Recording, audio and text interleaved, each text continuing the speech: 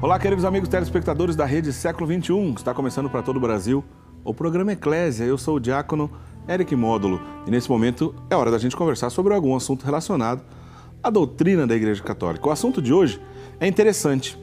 Você sabe como funciona o calendário litúrgico? Vamos falar um pouquinho sobre o calendário litúrgico, o relógio litúrgico, que rege o tempo litúrgico na igreja, as principais festas. Por que algumas festas são mais importantes que outras? Como que foi, no decorrer dos séculos, que a igreja estabeleceu esse calendário litúrgico?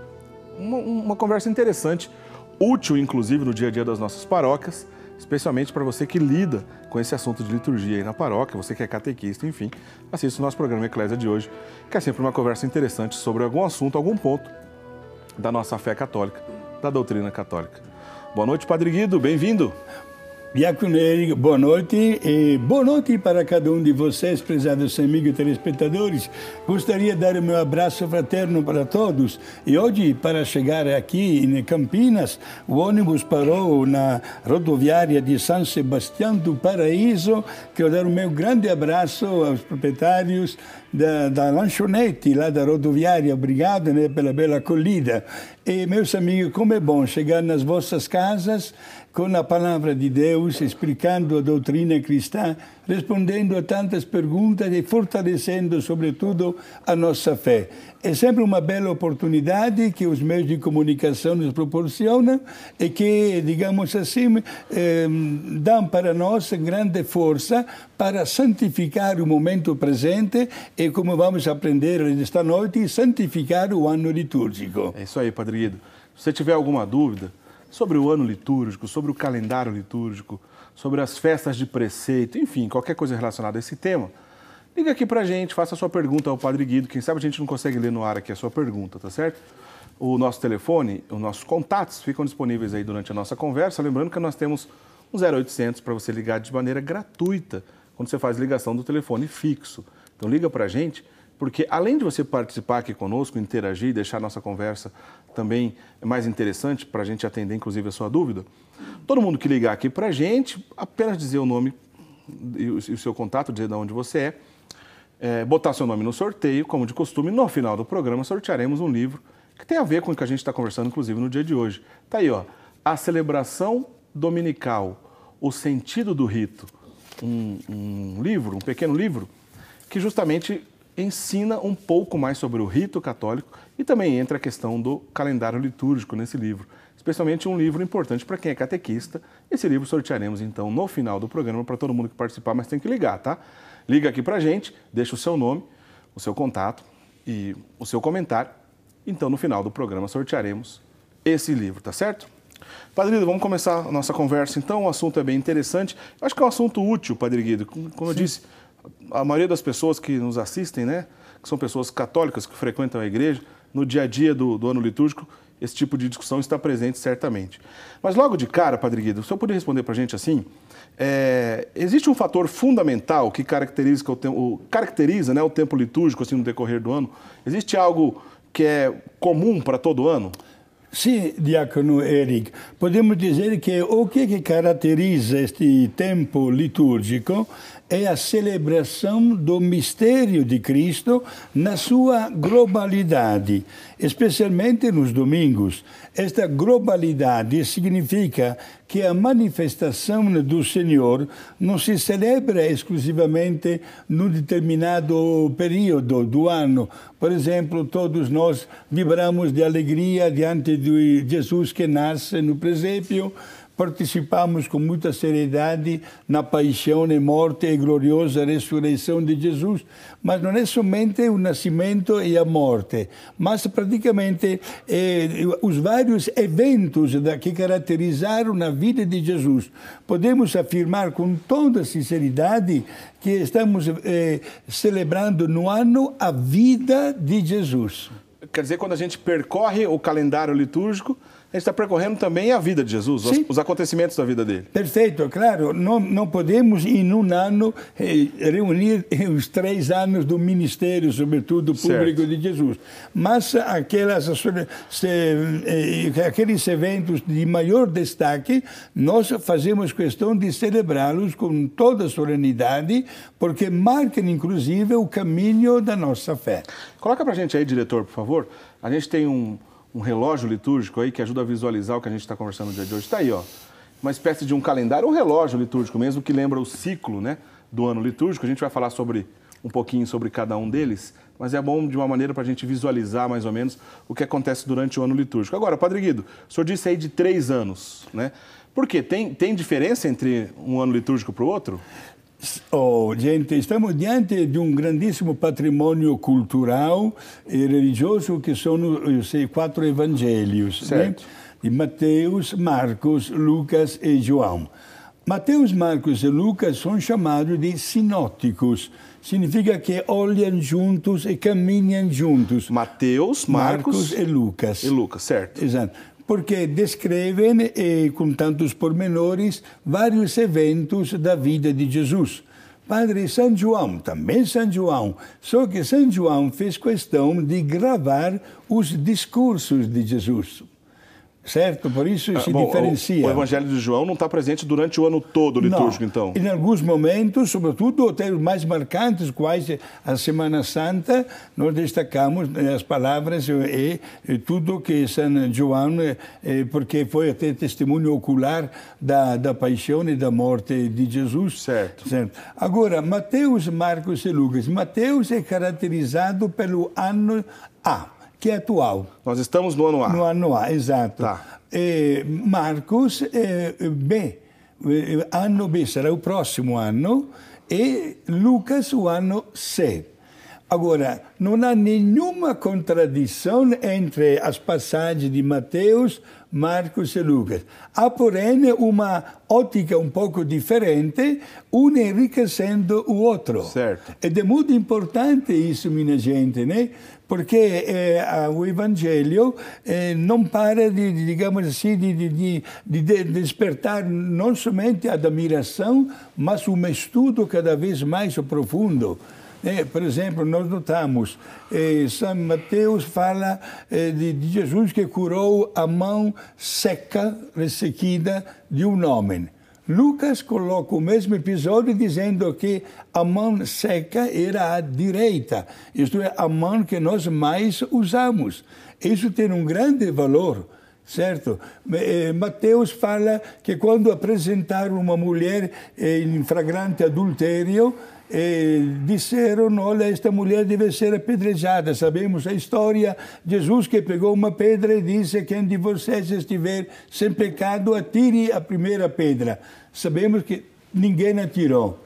Todos foram embora. Lucas acrescenta, todos, começando pelos mais idosos. Olha, Diácono Eric. É um detalhe interessante. É um detalhe muito interessante, né? Portanto, a Igreja distribui o estudo de cada evangelista em 3 anos. Ano A para Mateus, ano B para Marcos, ano C para Lucas. Ao passo que São João tem toda uma literatura própria em determinados anos, em determinados períodos do ano, sobretudo no período da Quaresma e da Semana Santa, nós encontramos várias passagens de João. Mas também João, porém, conta alguns episódios que os outros 3 não contaram. Por exemplo, as bodas de Caná. No capítulo 2 de São João, somente ele cita o primeiro grande milagre que Jesus realizou no seu ministério. Muito interessante, Padre Guido. Nós estamos, então, no ano A, né, como o senhor disse no começo. São João entra, de vez em quando, em alguns momentos específicos, especialmente na Semana Santa. Agora, quando inicia e quando que termina o ano litúrgico, Padre Guido? Certo. O ano litúrgico inicia com um período de 4 semanas completas que antecedem a solenidade da chegada de Jesus do Natal. Portanto, meus amigos, o ano litúrgico não bate com o ano, digamos assim, civil, né? Certo. Isto é, nós iniciamos o ano novo no dia 1º de janeiro. Para a Igreja, o ano novo litúrgico inicia, repito, 4 semanas completas antes do Natal. Vou fazer assim, a gente tem uma imagem que destaca o ciclo inteiro do Natal, né? Sim. O ciclo que antecede o Natal, o tempo de Natal específico, e depois, né, o que acontece depois. Está no ar, o diretor? Põe pra gente aí, por favor. Tá aí, ó, o destaque. Então, o ciclo do Natal. Tá ali o Advento, o Natal propriamente dito, e o chamado Tempo do Natal. Tempo do Natal, que na verdade são 4 semanas, 4 grandes solenidades. A Sagrada Família, depois, no dia 1º do ano, a solenidade de Nossa Senhora Mãe de Deus, a Epifania, com a chegada dos Reis Magos, certo? E depois começa o período novo com a solenidade do batismo de Jesus. Certo. Bom, é muito interessante a gente entender cada um desses conceitos. A gente já mostrou o do Natal. Vamos fazer o seguinte, o nosso diretor Lucas Veiga, põe pra gente aí o próximo ciclo, para que fique mais claro, se você colocou o do Natal, põe na sequência o próximo ciclo aí, para ilustrar o que o Padre Guido estava dizendo. Aqui, assim, a gente consegue enxergar melhor. Tá ali. Aquele ali, Padre Guido, é o que o senhor chamou de tempo comum. Tempo comum, digamos assim, né? São algumas semanas que separam o Natal do começo de um período chamado de Quaresma, certo? Quando, logo após o Carnaval, nós recebemos a imposição das cinzas na nossa cabeça. E o próximo ciclo, o diretor, põe pra gente aí na sequência o próximo ciclo, é justamente depois do que o senhor estava dizendo, né? A gente vai entrar no ciclo da Quaresma depois, né? Exato. Põe pra gente, por favor, aí, Lucas, só para ilustrar, ficar bem claro o que a gente está dizendo.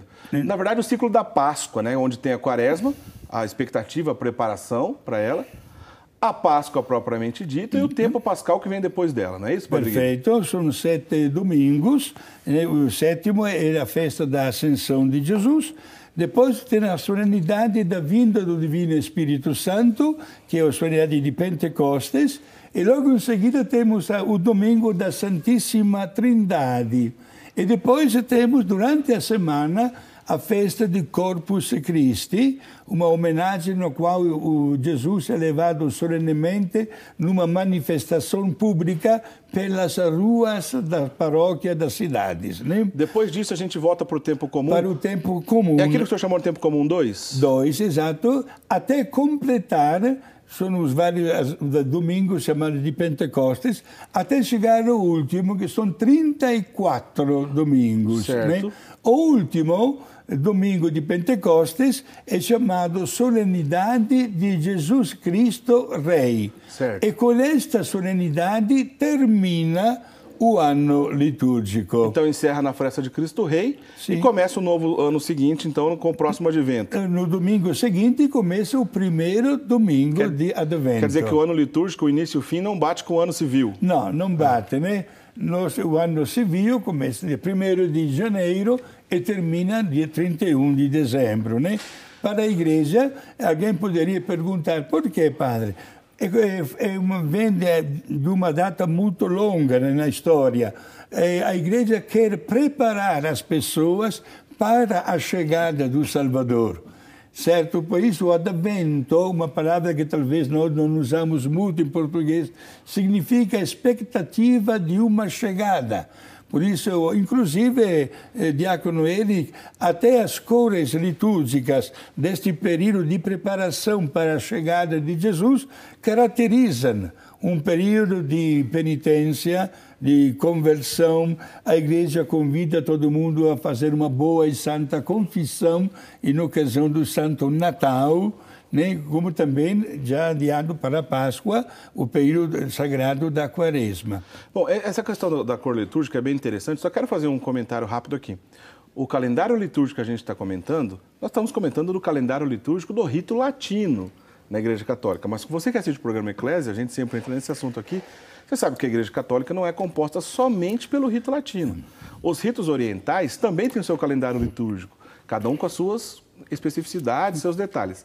Acontece que mesmo entre os ritos orientais, as principais festas são idênticas. O Natal é na mesma data, a Páscoa é na mesma data, a Pentecostes, as principais são idênticas. Um ou outro que muda. Mas, no geral, esse calendário litúrgico do rito latino, na qual a gente está dizendo, ele é o mais comum porque ele é mais presente no mundo todo. Está aí de novo o relógio para a gente lembrar. É o mais comum, mais presente no mundo todo. Mas tem um detalhe específico que nós já falamos aqui no Eclésia, eu não vou falar agora não, vou deixar para revelar no próximo bloco, assim você continua com a gente. No próximo bloco eu conto como que a igreja faz para definir a data da Páscoa e a partir da data da Páscoa, uma vez definida, as outras também são definidas, né, Padre Guilherme? Perfeito. Podemos já anunciar que a data da Páscoa é a data base. Certo. Ao redor da Páscoa giram as demais festas. Mas também aproveito para que tem muita gente hoje, Diácono Érico. Ontem fiz uma pergunta na minha paróquia. Alguém dos senhores poderia explicar por que a data do nascimento de Jesus é sempre no dia 25 de dezembro? Uma data fixa. Fixa, ao passo que quando comemoramos a morte e a ressurreição, a data é diferente. Na verdade, Diácono Érico, ninguém respondeu. Falei, olha, fica tranquilo que eu vou dar total satisfação daqui a pouco. E você em casa, você sabe essa diferença? Por que o Natal, do nascimento de Jesus, é uma data fixa e a data da morte, né, justamente da paixão do nosso Senhor Jesus Cristo, a data da Páscoa também, da ressurreição, por que essa é uma data móvel? Né? No próximo bloco a gente responde essa pergunta. Né? Eu vou perguntar também, Padre Ido, a gente está falando das cores litúrgicas, o tempo roxo na quaresma, do advento, depois tem nas festas o branco ou o dourado, o vermelho para as festas dos mártires e tudo mais. Agora, tem uma exceção de uma cor que é pouco usada que eu queria que o senhor comentasse dela também no próximo bloco, pode ser? Perfeito. O senhor comenta já para a gente essas duas coisas então. Sim, sim. Não esqueça de ligar para a gente, né? Temos algumas pessoas já participando aqui conosco. Magda Mercury Alvarenga de Limeira, Maria do Socorro Oliveira de Lagoa Seca, Paraíba, Mariana de Cássia da Silva de São Gonçalo de Sapucaí, Minas Gerais, Geni dos Santos Bisoto de Jaguariúna, São Paulo, Ivone Maria de Venâncio Aires, Rio Grande do Sul, Margarida Celina de Souza de Campos dos Goitacazes, Rio de Janeiro, enfim. Muita gente já participando aqui conosco, todas essas pessoas estarão concorrendo daqui a pouquinho, no final do programa, a um livro. Basta se ligar para a gente, fazer sua pergunta, seu comentário, ou deixar o seu nome para participar do sorteio. Sortearemos esse livro, A Celebração Dominical, O Sentido do Rito. Daqui a pouquinho a gente volta para continuar nossa conversa e vai ligando que no final do programa tem o sorteio desse livro. Não sai daí, a gente volta já já.